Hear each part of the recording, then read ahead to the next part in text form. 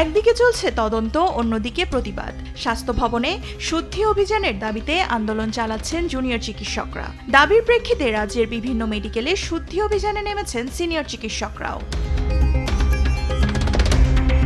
আরজিকর কাণ্ডে একের পর এক দুর্নীতি বেরিয়ে আসছে রাজ্যের বিভিন্ন মেডিকেলের। এসবের মূলে রয়েছে রাজ্য মেডিকেল কাউন্সিল বলে দাবি বিক্ষোভকারীদের।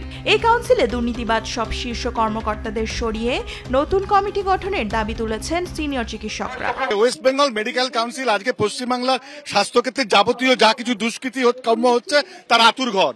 এখানে নির্বাচিত নামে যারা সব আসন দখল করে বসে আছেন টপ টু বটম, তারা কোনো না কোনো ভাবে ইতিমধ্যে নানা রকম তদন্তকারী এজেন্সির আওতায় তাদের হাতের কাছে নিচে চলে গেছেন, কেউ কেউ জেলের তলায় চলে গেছেন।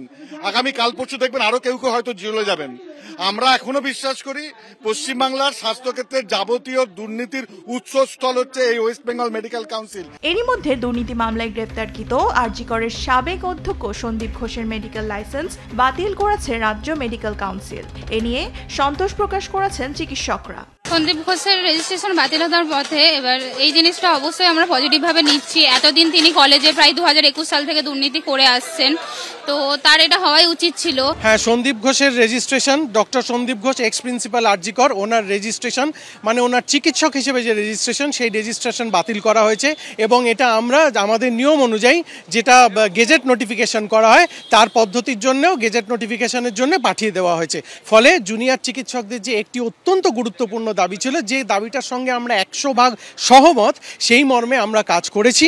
সন্দীপ ঘোষের রেজিস্ট্রেশন আমরা বাতিল করেছি এবং আমাদের আইন অনুযায়ী ইনফেমাস কন্ডাক্টের যে ধারাটা আছে সেই ধারা বলে কিন্তু ওনার রেজিস্ট্রেশন বাতিলের সিদ্ধান্ত হয়েছে। আমরা তো বলছি যে দেখুন, সুদীপ্ত রায় খুব ভালোবেসে এটা করেননি।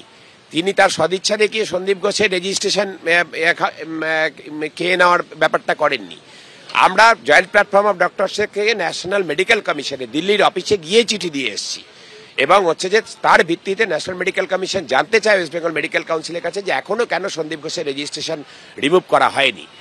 তার ভিত্তিতে বাধ্য হয়েছেন ওনারা আজকে রেজিস্ট্রেশনটা বাতিল করতে। আমরা বলছি যে যেই সন্দীপ ঘোষ যাবতীয় তার দুর্নীতি আরজিকর মেডিকেল কলেজে করেছেন এই সুদীপ্ত রায়দের মদতে। 42 দিন ধরে চলা জুনিয়র চিকিৎসকদের কর্মবিরতি আংশিকভাবে প্রত্যাহার করে শনিবার কাজে ফেরার ঘোষণা দিয়েছেন তারা। তবে দাবি পূরণ না হওয়া পর্যন্ত আন্দোলন চালিয়ে যাবেন তারা।